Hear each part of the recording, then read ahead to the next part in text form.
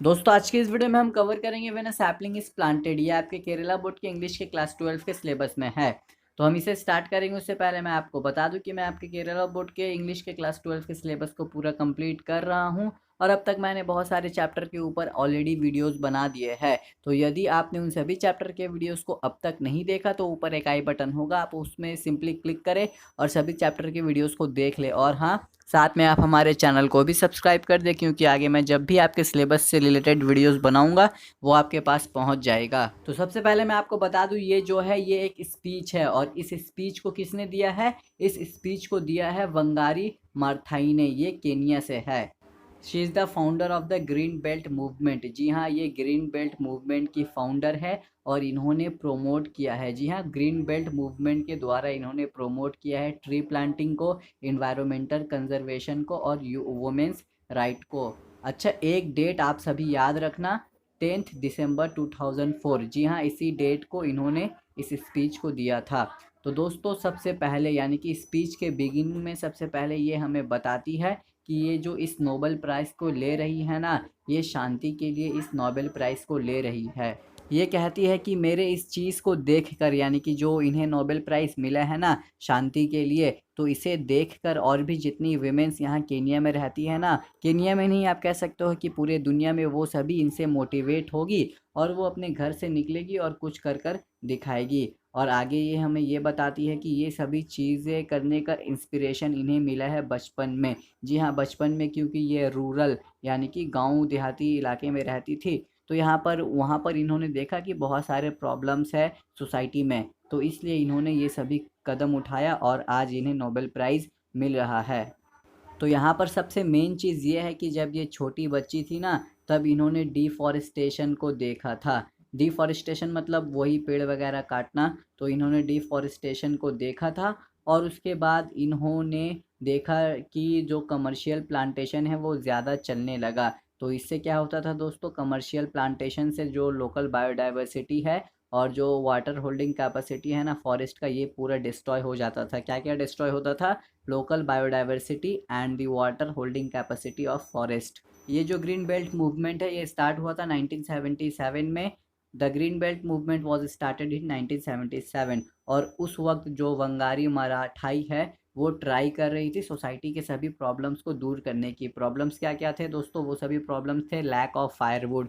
जी हाँ, आग जलाने के लिए लकड़ियाँ नहीं थी और जो साफ़ पानी होता है ना, क्लीन ड्रिंकिंग वाटर, वो भी वहाँ पर नहीं था। और छत की कमी थी, यानी कि सभी लोगों के पास घर भी नहीं था। अब हमें आगे ये अपने स्पीच में बताती है कि पहले अफ्रीका में वुमेन का जो मेन काम था वो था केयर टेकर्स वाला। जी हाँ, वो फार्मिंग, या तो वो फार्मिंग करती थी या घर में अपने फैमिलीज़ का ध्यान रखती थी।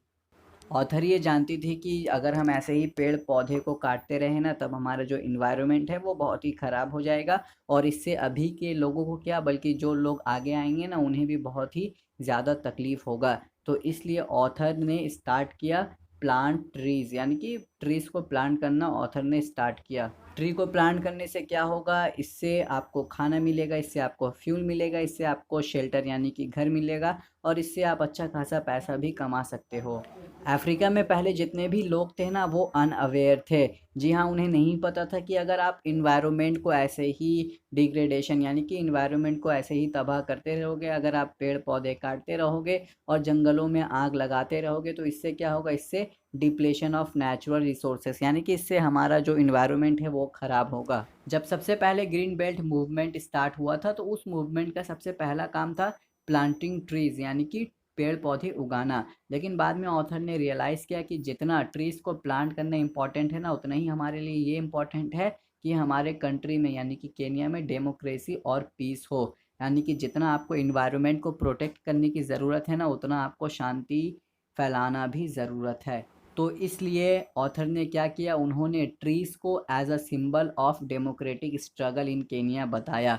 और ऑथर के इन्फ्लुएंस के अंदर बहुत सारे ऐसे लोग हैं जिन्होंने रिवॉल्ट किया। किसके अगेंस्ट रिवॉल्ट किया? पावर के अगेंस्ट। पावर मतलब अगर कोई डिक्टेटिंग यानी कि कोई डिक्टेटरशिप करता है उसके अगेंस्ट रिवॉल्ट किया, और करप्शन के अगेंस्ट रिवॉल्ट हुआ, और इन्वायरमेंटल डिग्रेडेशन के अगेंस्ट भी रिवॉल्ट हुआ। Later tree symbolised peace and conflict resolution, यानी कि बाद में जो ट्री है उसे सिंबल ऑफ पीस बताया गया। तो यहाँ पर आपको लगता होगा कि केन्या में ये सभी चीज़ें बंद हो गई है, लेकिन मैं आपको बताता चलूँ, जब से ग्रीन बेल्ट मूवमेंट स्टार्ट हुआ है ना, अब तक 30 साल हो गए हैं। अब तक कितना हुआ दोस्तों मुझे नहीं पता, बुक में यूज़ हुआ है 30 ईयर्स। तो आपको अगर एमसीक्यू मिले या कुछ भी इससे रिलेटेड क्वेश्चन मिले तो आप 30 ईयर्स लिखना। तो अब तक 30 ईयर्स हो गया है, लेकिन अब तक जो हमारी ऑथर है और जितने भी लोग इसके साथ जुड़े हुए हैं ना, वो इन्वायरमेंट को नहीं बचा सके। और दुनिया में जितने भी लोग हैं आप कह सकते हो वो इन्वायरमेंट का सही से ख्याल नहीं रख रहे हैं। इकोनॉमिक क्राइसिस है, यहाँ पर क्लाइमेट चेंज है, यहाँ पर lack of natural resources and poverty भी है अब तक। जी हाँ, आप कह सकते हो मोस्ट ऑफ द कंट्रीज़ में है दुनिया की। अब यहाँ पर वंगारी मराठाई यानी कि ऑथर हमसे रिक्वेस्ट करती है, जितने भी यंगस्टर्स हैं वही सिर्फ इन्वायरमेंट को बचा सकते हैं। जी हाँ, youngsters and citizens of a society सभी लोगों को कह रही है, लेकिन ज़्यादा यहाँ पर वो निशाना बना रही है हमें, यानी कि वो हमें कह रही है कि हमें इन्वायरमेंट को सही करना होगा। यहाँ पर आप इससे उल्टा भी ले सकते हो। जी हाँ, उनका मानना यही है कि हम ही उस इन्वायरमेंट को ख़राब करते हैं। जी हाँ दोस्तों, हम नौजवान भी कुछ भी खाते हैं, जंक फूड वगैरह वगैरह खा के उसका जो पैकिंग होता है हम उसे यहाँ वहाँ फेंक देते हैं। तो डायरेक्टली तो वो हमें ये कह रही है कि हमें इन सभी चीज़ों को ठीक करना होगा, लेकिन इनडायरेक्टली शायद वो हमें ये कहना चाहती है कि हम जो ये सभी काम करते हैं,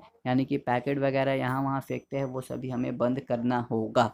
और दोस्तों आपको शायद करना भी चाहिए। तो बस यहाँ पर ये चैप्टर ख़त्म होगा। एंड में हमें ऑथर बताती है कि जब वो छोटी सी बच्ची थी तब वो एक स्ट्रीम यानी कि एक नदी में जाती थी, वहाँ पर स्टैंड्स ऑफ फ्रॉग एग्स यानी कि फ्रॉग के अंडे होते थे।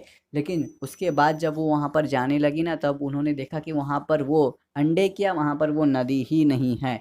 मुझे उम्मीद है कि आप इस लाइन का मतलब समझ गए होंगे कि दोस्तों हम इतने क्या कहे, मैं कैसे बताऊं कि हम इतने ये हो गए कि हमने रिवर को भी नहीं छोड़ा। तो हमें अपना इन्वायरमेंट का ख्याल रखना है। तो यहीं पर ये चैप्टर एंड होता है। मुझे उम्मीद है कि मैंने आपको इस चैप्टर को अच्छे से समझा दिया। और हाँ, आप हमारे चैनल को सब्सक्राइब कर ले, क्योंकि यूट्यूब में एक ऐसा कोई भी चैनल नहीं है जो आपके सिलेबस को हिंदी में कवर कर रहा है। तो ज़रूर सब्सक्राइब करो। और हाँ, मेरे एक और चैनल है जिसका लिंक आपको डिस्क्रिप्शन बॉक्स में मिल जाएगा, तो आप उसे भी सब्सक्राइब कर सकते हो।